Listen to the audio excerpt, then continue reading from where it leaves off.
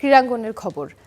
আবারও আইসিসির সাথে দ্বন্দ্বে জড়ালো ক্রিকেটারদের আন্তর্জাতিক সংস্থা WCA। বিশ্বকাপের আগে নতুন করে বেশ কিছু দেশের ক্রিকেটারদের জন্য নতুন চুক্তিপত্র দিয়েছে আইসিসি, যা আগের চুক্তির সাথে সাংঘর্ষিক বলছে WCA। তাদের দাবি, ক্রিকেটারদের সাথে আঘাত হেনেছে নতুন এই চুক্তিপত্র।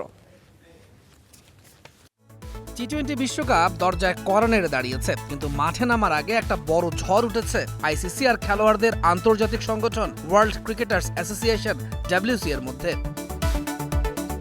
সব শুরু হয়েছে খেলোয়াড়দের অংশগ্রহণের শর্তপত্র নিয়ে। 2024 সালে দুই পক্ষের চুক্তি ছিল খেলোয়াড়দের অধিকার, সুরক্ষা, বাণিজ্যিক ব্যবহার সবকিছু নিয়েই। কিন্তু এখন আইসিসি কয়েকটা দেশের খেলোয়াড়দের কাছে নতুন একটা সংস্করণ পাঠিয়েছে।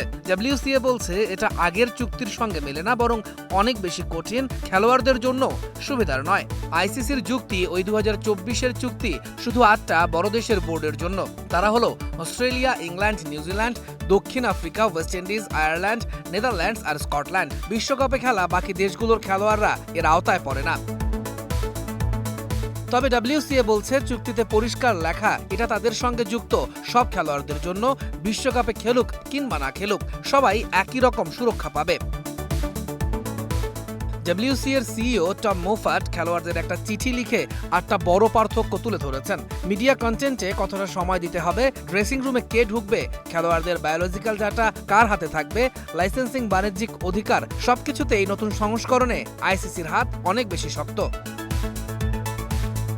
WCA এর ঘোর আপত্তি নাম, ছবি, সাদৃশ্য অর্থাৎ NIL নিয়ে।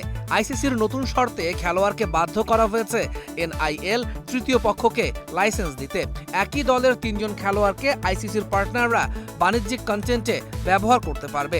জাতীয় বোর্ড খেলোয়াড়দের হয়ে সব অনুমোদন দিয়ে দিবে। আগের চুক্তিতে এসব সীমিত ছিল, খেলোয়াড়রা দর কষাকষির সুযোগ পেত।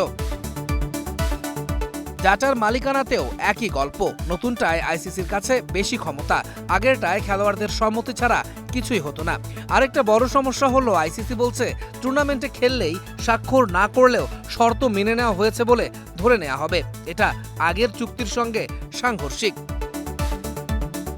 মুফাটের কথায় এতে সবচেয়ে ক্ষতিগ্রস্ত হবে কম বেতনের, অপেশাদার কিংবা ছোট দেশের খেলোয়াড়রা। WCA বিশ্বকাপ ব্যাহত করতে চায় না উল্লেখ করে মোফাট বলেন, এসব বিষয় ক্রিকেটারদের ভবিষ্যতের জন্য হুমকি। তৌহিদুল ইসলাম, স্টার নিউজ।